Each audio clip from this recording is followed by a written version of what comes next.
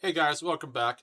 So today for the video, I thought we are going to kind of go into things on why I think bulk is the best moneymaker for my TCG business. Everyone's chasing these cards that are $100, $200, $1,000 slabs, all these things that are very, very expensive. But the real money in my TCG business isn't in that expensive stuff. It's nice I have some. It's nice when it sells. It's a good thing. But it's bulk. Bulk is consistent for me.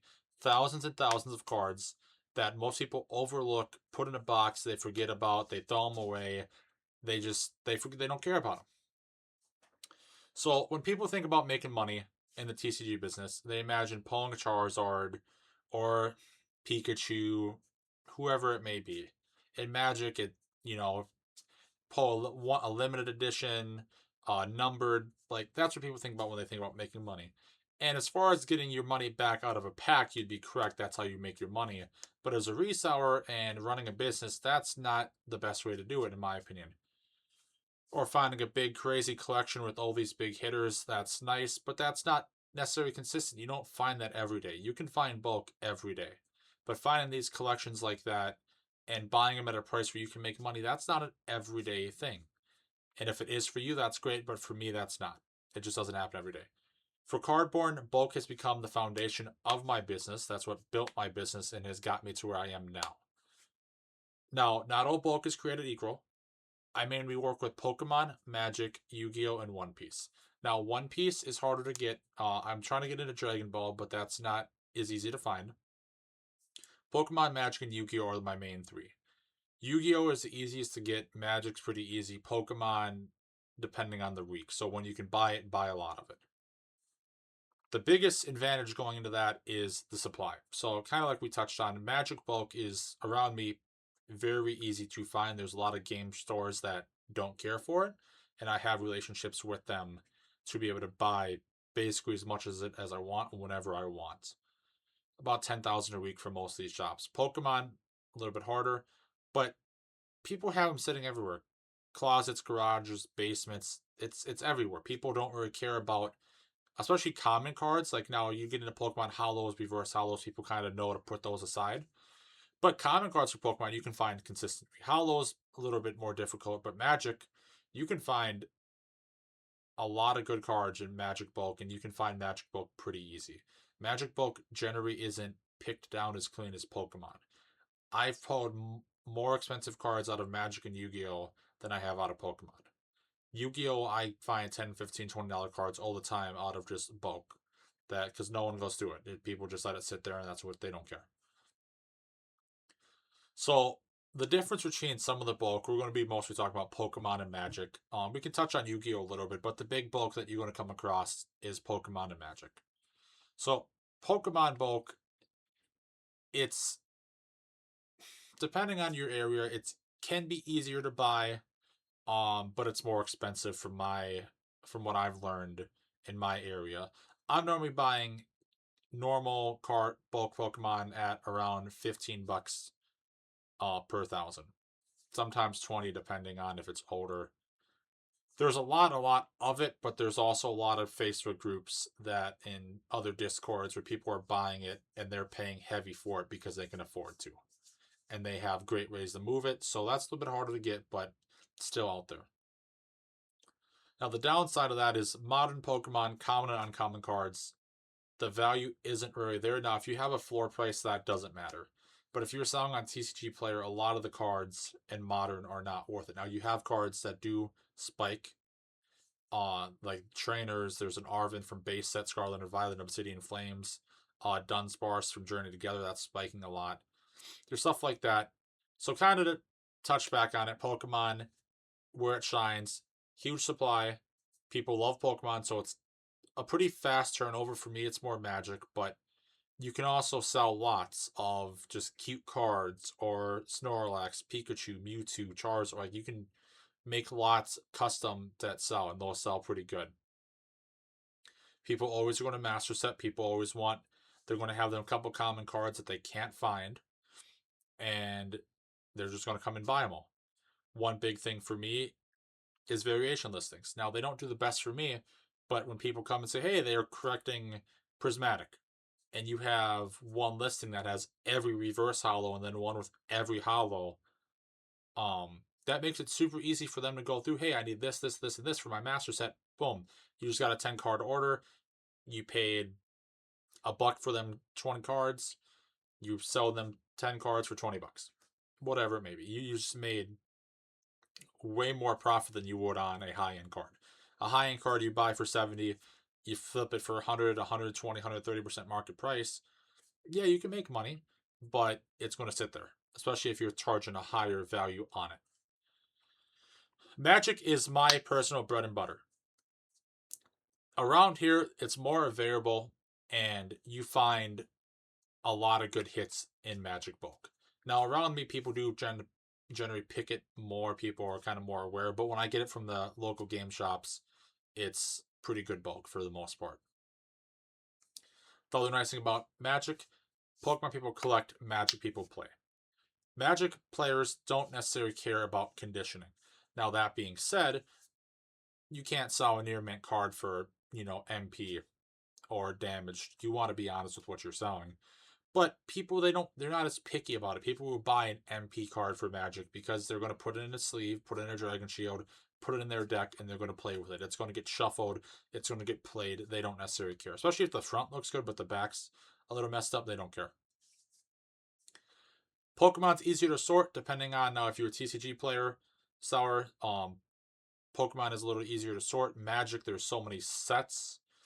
So I think Pokemon's easier to sort. Magic's a little bit more of a pain. But where Magic shines is even common and uncommon cards can be worth big, big money. Pokemon, that can be true too, but a lot of the time Pokemon's money's in the hollows, the full arts, the EXs, the Vs. You're not getting a lot of those EXs and Vs for a bulk rate. Now you can buy them at a bulk rate, but there's some people that pay $1 or $2 for these whatnot streamers. You can't really compete with that unless you're going to charge $5, $6, $7 a V, and I just don't personally see that selling on eBay like that. But Magic bulk, common and uncommon cards, you can pay $10 1,000, and there's money in there, and there'll be foils, even rares and mythics. If you pay 5 cents a rare, 8 cents a mythic, whatever it may be, there's still money there. Older sets can hide pretty great cards. Players consistently for Magic need singles. People are always out there building decks. If it's a dragon deck, vampire deck, angel deck, even cards to me or you that don't look like they're worth anything, people are going to buy, they're going to need for their deck. It's just when you need that card for your deck in that specific printing or just that specific card, people are going to buy it. It does not matter. It might not be anything cool, but for their deck it works and that's what they need. They're going to buy it. So I like buying both. Magic gives me higher opportunities. Pokemon is more consistent, but Magic is got the higher end stuff in it most of the time, and Magic is my bread and butter. Kind of moving on, bulk is low risk. If you're spending, say, 10 to 20 bucks or 10 to 30 bucks, or say you're even 10 bucks for normal cards and then 40 bucks for hollows, you're paying a penny to 4 pennies a card. That's what you're paying for the cards. You can afford for there to be cards in that lot that are damaged or not worth it. You can eat that. It's not going to affect you.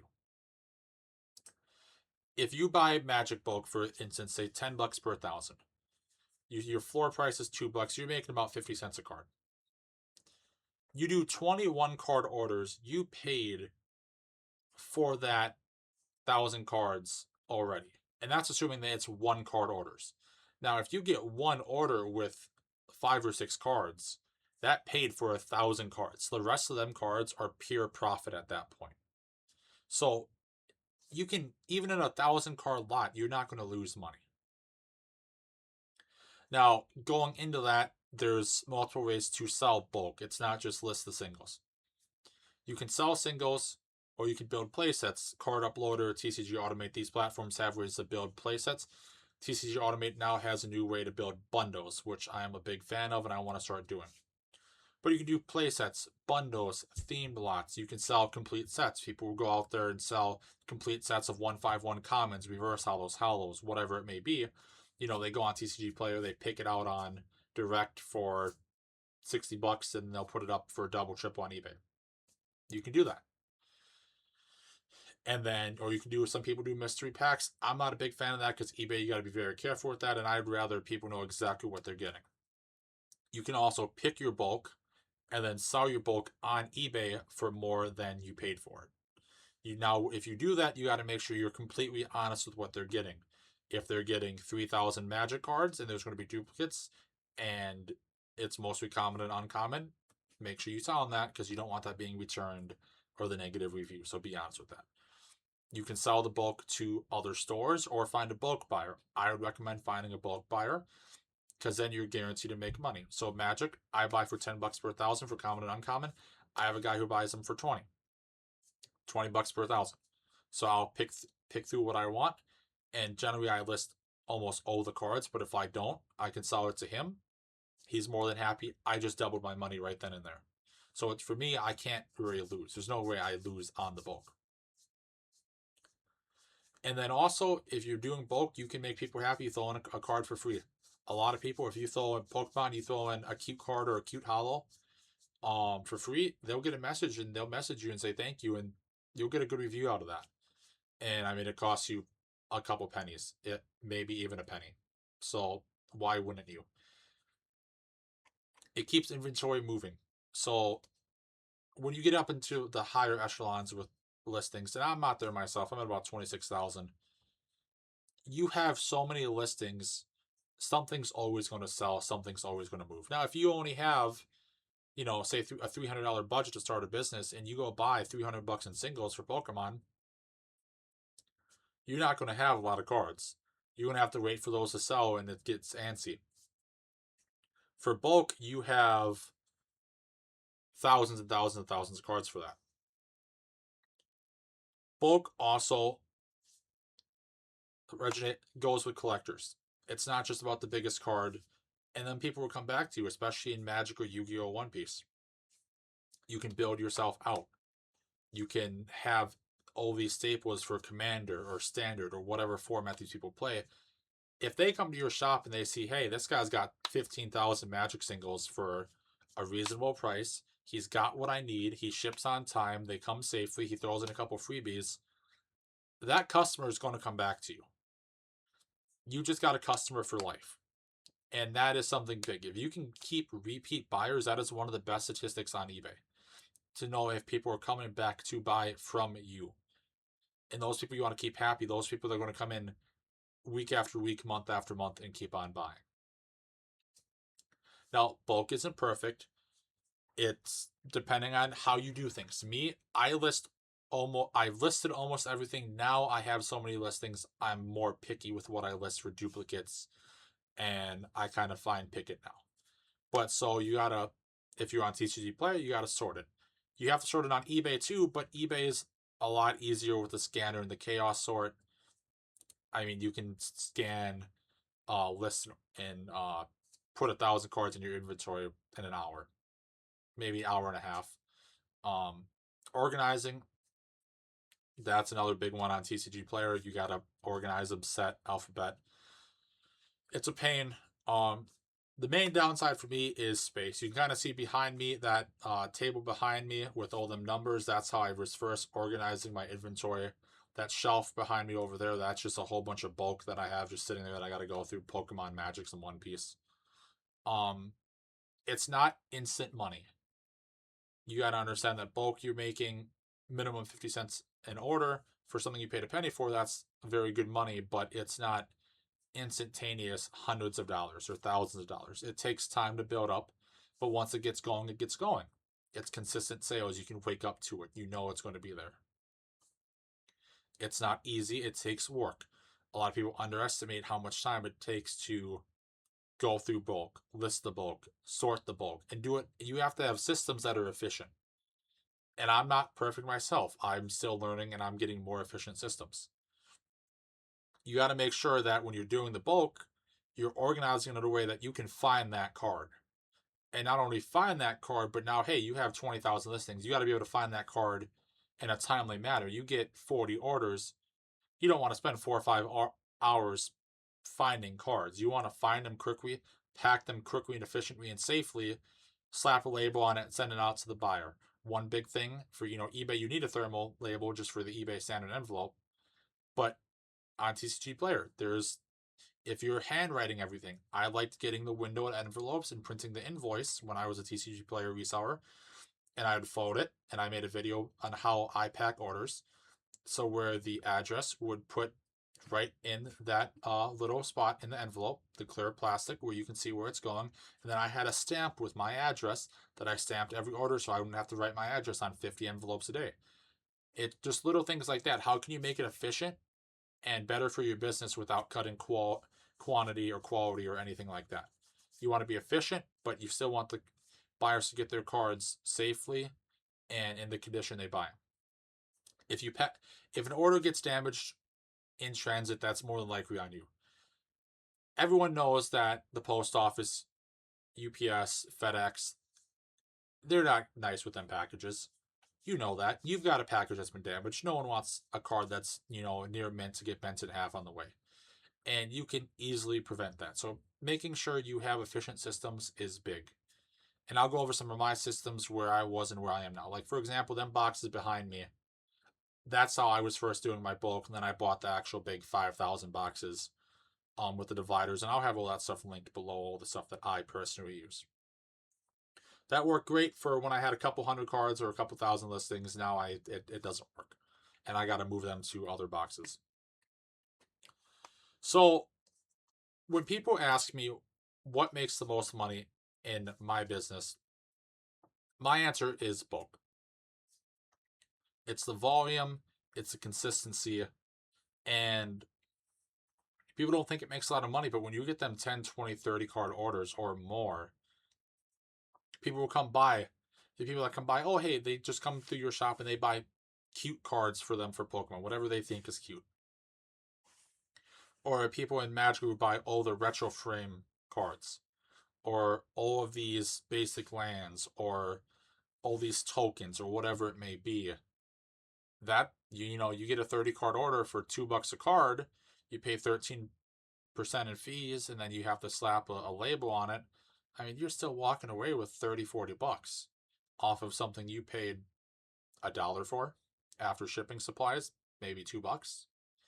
You're not getting that profit margin on a high-end card. It's just not going to happen.